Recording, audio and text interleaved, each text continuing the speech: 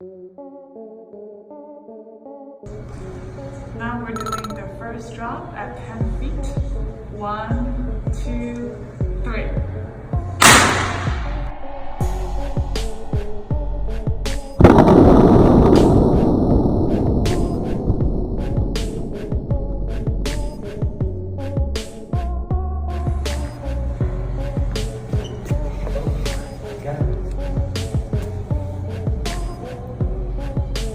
Looks good.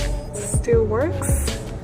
No cracks, anything at all. And now we're going higher. Okay, now we're going higher at the top of the roof at 16 feet. Ready? 1, 2, 3.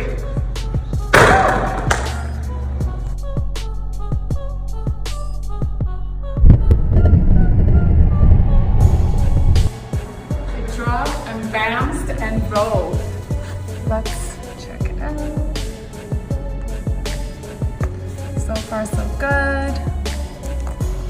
Check all the buttons. Volume button. Everything looks fine. Not even a scratch or dent. Nothing.